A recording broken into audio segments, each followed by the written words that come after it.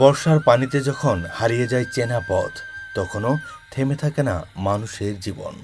বর্ষা মৌসুমে গোধূলি বেলার এমন দৃশ্য দেখে যে কেউ বিমোহিত হয়ে পড়বে। বর্ষা মৌসুমে এক বাড়ি থেকে অন্য এক বাড়িতে যাওয়ার একমাত্র মাধ্যম নৌকা। নৌকায় করে যেতে হয় এক বাড়ি থেকে অন্য এক বাড়িতে। নদী তীরবর্তী চরাঞ্চলের মানুষরা শত প্রতিকূলতার মধ্য দিয়েও তারা তাদের জীবনকে কাটিয়ে নেয়। আজ পবিত্র জুম্মাবার নামাজ আদায়ের জন্য অন্য এক পাড়া থেকে নৌকায় করে মসজিদে যাচ্ছেন করিম ভাইয়ের খেয়ানৌকায় করে আমরাও এগিয়ে চলছি ভেলামারি চরের অন্য এক বসত ভিটায় যাওয়ার জন্য। কারণ বর্ষার সময় যাতায়াতের কোনো পথ না থাকায় নৌকাই একমাত্র মাধ্যম। বাবু, তোমার জন্য তো বাবা কিছু নিয়ে আসতে পারেনি। আস্তে আস্তে এখান দেখেন, এই যে নাও তো। হ্যাঁ, নাও নাও নাও বাবা নাও। এই তো বর্ষা মৌসুম এলেই ব্রহ্মপুত্র নদ পুরোদমে ফুলে ফেঁপে ওঠে। ব্রহ্মপুত্রের বুক পেরিয়ে আমরাও পৌঁছে গিয়েছিলাম ভেলামারি চরে, যেখানে বর্ষা মানেই চারদিকে অথই জলরাশি, আর নৌকায় হয়ে ওঠে এখানকার মানুষের চলাচলের একমাত্র ভরসা। দূর থেকে দেখলে মনে হবে পানির মাঝে দাঁড়িয়ে রয়েছে ছোট ছোট বাড়িঘর, যেন ছবির দৃশ্য। কিন্তু এই সুন্দর দৃশ্যের আড়ালে রয়েছে এক কঠিন বাস্তবতা। বাড়ি থেকে বের হলেই পানি, এক বাড়ি থেকে অন্য এক বাড়িতে যেতে হলে নৌকার প্রয়োজন। হাট বাজার কাজকর্ম কিংবা জরুরি প্রয়োজনে প্রতিটি পথই যেন পাড়ি দিতে হয় পানির উপর দিয়েই, অর্থাৎ নৌকায় করে।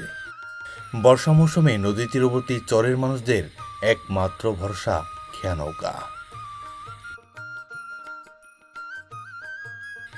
সাত সকালে আমরা পৌঁছে গিয়েছিলাম কুড়িগ্রামের রাজীবপুর উপজেলার সেলো নৌকার ঘাটে। সেই সময়টাতে কেবলমাত্র খেয়াঘাটে লোকজন আসতে শুরু করেছে। সকাল হতে সন্ধ্যা পর্যন্ত পদচারণে মুখরিত থাকে নদী তীরবর্তী খেয়াঘাটগুলো। কেউ বা চাষ টোলে বসে একটু আরাম করে নিচ্ছে। আমরাও সময় মতো উঠে পড়েছিলাম আমাদের খেয়া নৌকায়। 8:30 আমাদের খেয়া নৌকা ছেড়ে যায় ভেলামারি চরের উদ্দেশ্যে। এখন চলছে পুরো দমে বর্ষা। ব্রহ্মপুত্র নদ কানায় কানায় পানিতে পরিপূর্ণ। শান্ত নদীর বুকের উপর দিয়ে বয়ে চলছে আমাদের খেয়া নৌকা। আমাদের সহযাত্রী হিসেবে ছিল ভেলামারি চরের সাধারণ মানুষরা। বর্ষার পানিতে যখন হারিয়ে যায় মানুষের চেনা পথ, তখন জীবন থেমে থাকে না। জীবন শুধু তার পথ বদলে নেয়। এখানে রাস্তা নেই, আছে শুধু অথই জলরাশি অর্থাৎ পানি। এখানে এক বাড়ি থেকে অনেক বাড়িতে যেতে হলে হাঁটতে হয় না, ভরসা করতে হয় একমাত্র নৌকার উপরেই। সকালে ঘুম থেকে উঠে প্রথম চিন্তা, আজ নৌকা পাওয়া যাবে তো।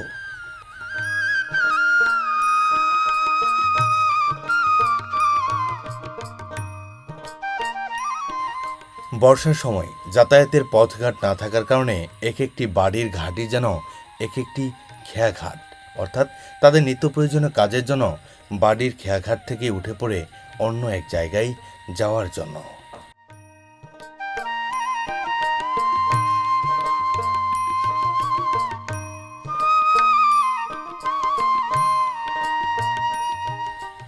আমাদের খেয়ানৌকা আবারও ছুটে চলল ভেলামারি চরের খেয়াঘাটে পৌঁছার উদ্দেশ্যে।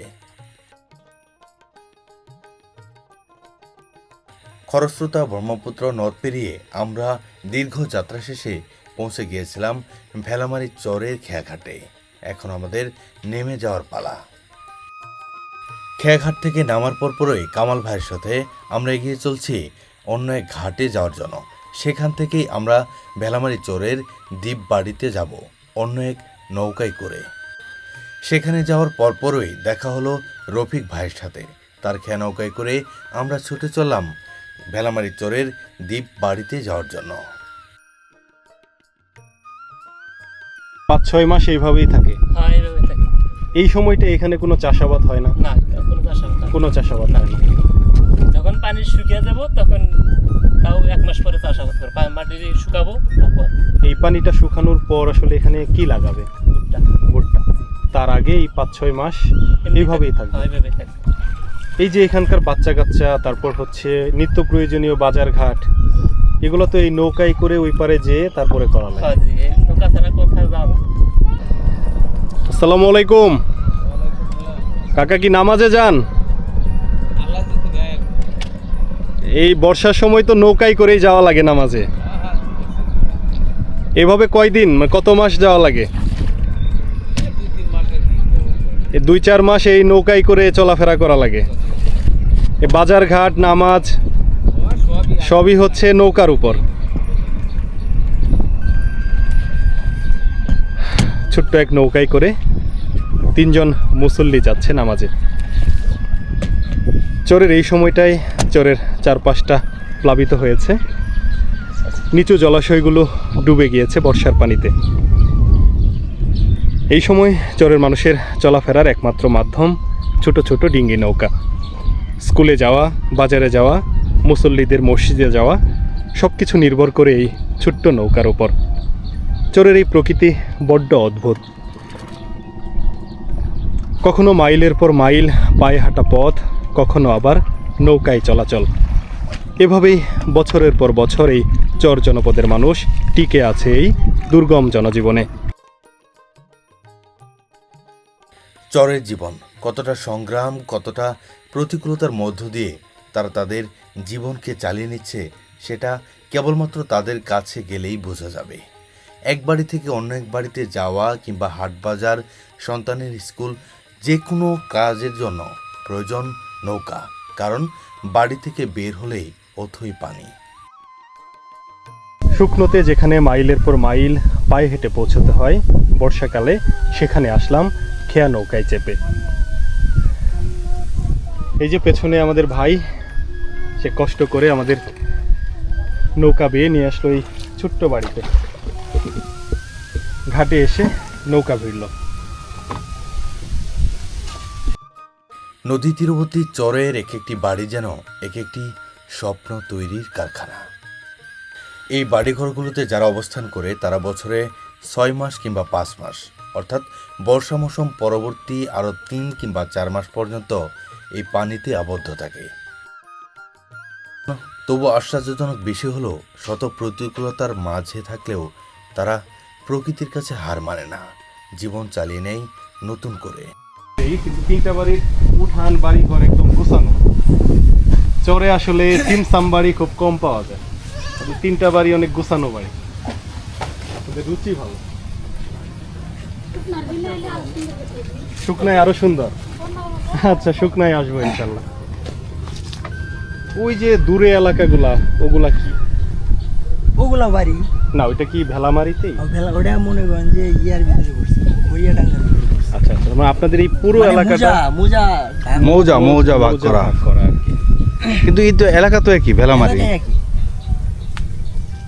আপনাদের ভেলামারিতে মানে বেশ বিশাল মানুষের বসতি, অনেক বেশি আগে সংখ্যক। আরো বসতি অনেক ছিল, ভেঙে যাওয়ার পরে মনে করেন যে ইয়ে হয়ে গেছে। যে একটু আগে আপনাকে যেটা বলছিলাম যে এই যে একদম শান্তির যে বাতাস, হ্যাঁ, আমরা চরের সেই দ্বীপ বাড়ির একদম ভেতরে একটা কর্নারে দাঁড়িয়েছি।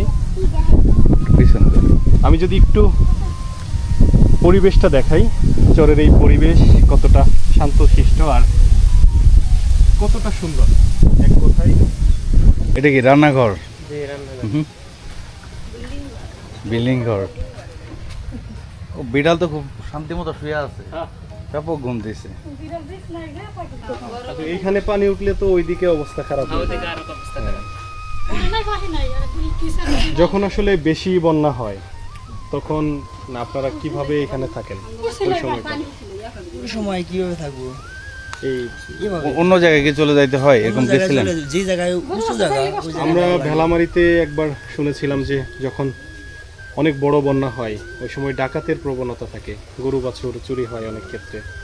এরকম কি কখনো হয়েছে এখানে? না, এখানে হয়েছে কিছুদিন আগে হয়েছিল, এই পাশে নদীর পাশে মানে প্রবণতা খুব কম, কম। খুব কম। বর্ষায় কি সাপ পোকা মাকড়ের ভয় আছে? আছে পোকামাকড়, মশারি ছাড়া থাকা যায় না। বর্ষার এই পানির সঙ্গে তাদের লড়াই একদিনে নয়, আরও কয়েক মাস এই জলবন্দী জীবনই তাদের সঙ্গী। বর্ষার এই পানি তাদের কাছে প্রাকৃতিক সৌন্দর্য নয়, এ এক দীর্ঘ পরীক্ষা।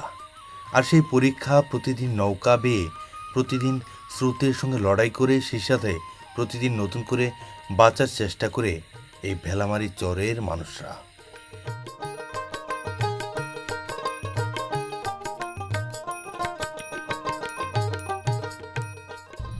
এই সাইডে কি বন্যার পানি আরো বেশি হয়ে যায়, হ্যাঁ এগুলো তো মানে ভরে একদম জায়গা। ভরে যায়? এগুলো বোঝা যায় না। এই যে আমি যে এখানে যারা আছি এখানে পানি হয় কমপক্ষে এই পর্যন্ত বন্যার সময়। এবার হয়তো এখনো বন্যার পানি আসছিল, এই যে এই পর্যন্ত আসছিল, আচ্ছা, এই সাথে যে খালি ওঠানামা করতেছে পানি কিন্তু। আপনাদের বাড়ি ঘর কি কখনো ডুবে? হ্যাঁ এই গত এই আপনার এই বছরে আগের বছরে বন্যায় ডুবছিল, সমস্যা হয়ে গেছিল, বাড়িতে থাকা আনি নাই।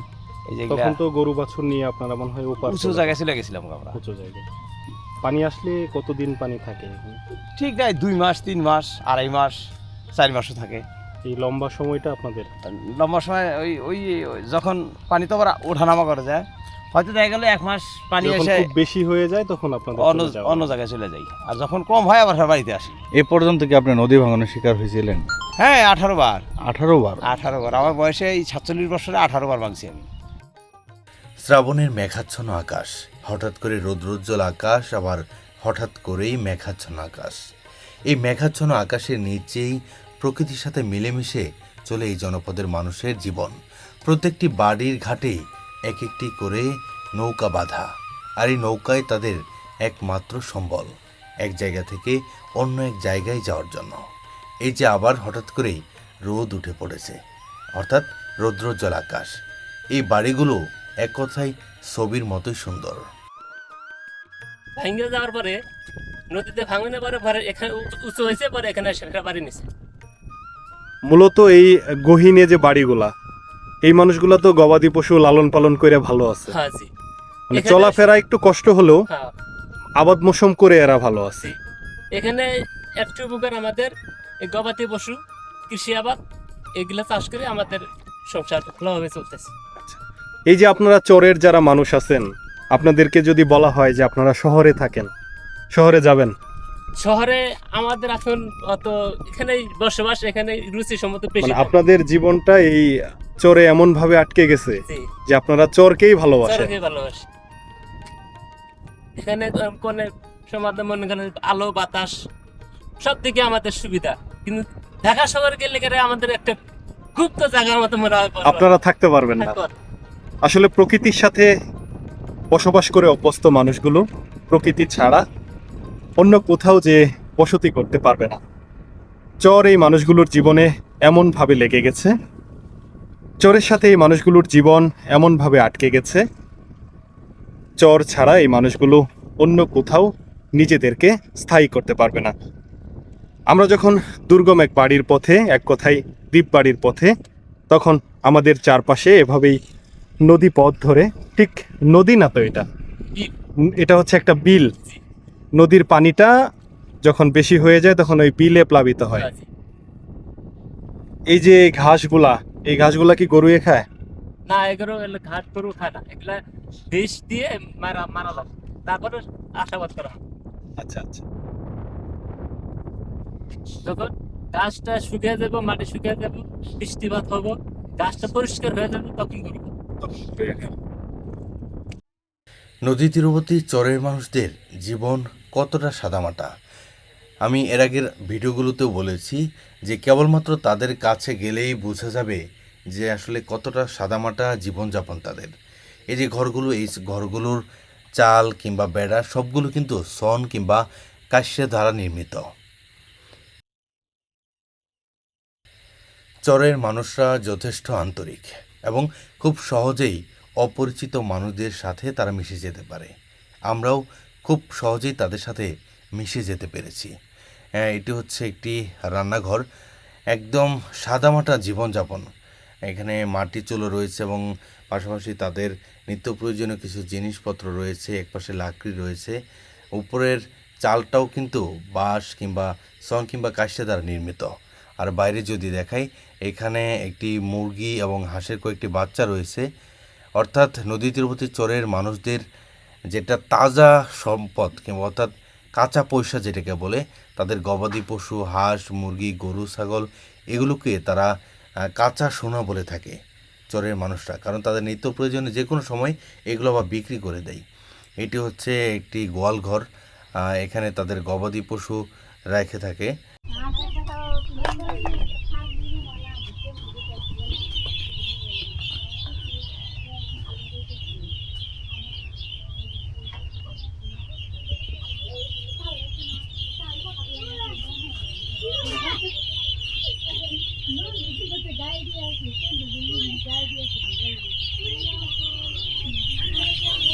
স্কুলে পড়ো তুমি? কোন ক্লাসে? টু ক্লাস 2-তে। তোমার স্কুলের নাম কি? চলে আবার এটা কি হাতে হাতে এটা কি দেখি? এটা কি হাঁসের ডিম এটা? জি কই পরে পাইছো নাকি? করে হচ্ছে ওই যে পুকুর পাড়ে এখানে নাকি ঘাটের এনে? পুকুর পুকুরে এনে। এ যেন ছবির মতোই সুন্দর এক জনপদ। গ্রাম বাংলার এমন রূপবৈচিত্র্যময় প্রকৃতি দেখে মনে পড়ে যায় পল্লীকবি জসিমউদ্দিনের কথা।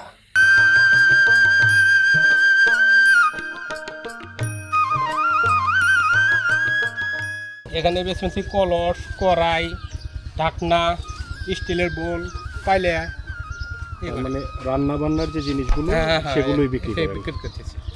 আমরা যখন দুর্গম এই চরে তখন দেখে পেলাম এক চাচার, সে আসলে ফেরি করে বিক্রি করছিল রান্না বান্নার বিভিন্ন জিনিসপত্র। মূলত এগুলো তো সীসার জিনিস। সিসার জিনিস, স্টিলের জিনিস। কিভাবে বিক্রি করেন? নগদ টাকা হ্যাঁ, নাকি নগদ টাকাও বিক্রি হয়, হয়তো হচ্ছে 3 পরিচয় হলে 2-4 টাকা বাকি থাকে। বাকিও থাকে? আবার কি ধান ভুট্টা এগুলা দিয়েও নেন? না না, ওই লেনি না। এগুলা নেন না না, আমরা খালি ওই সিসের ভাঙ্গারি নিই, শীষের ভাঙ্গারি নেন, নগদ টাকা? নগদ টাকা নিই। হ্যাঁ। হঠাৎ কারোর কাছে টাকা নাই তখন বাকি তখন বাকি থেকে যাই।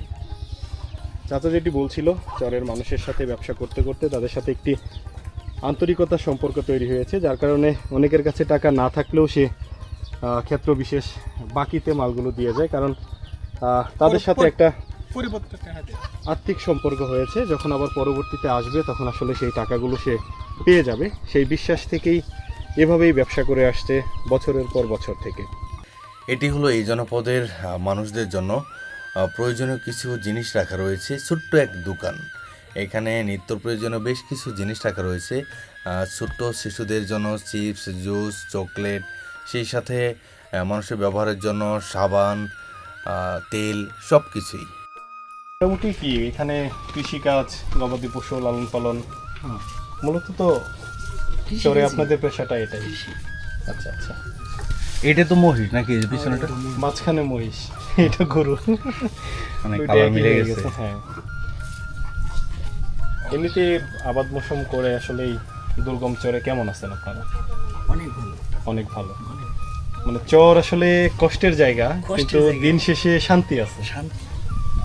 দেখেন আপনার এখানে কোনো কোলাহল নাই, আপনার এখানে মনে হয় না ফ্যান চালাইতে হয়,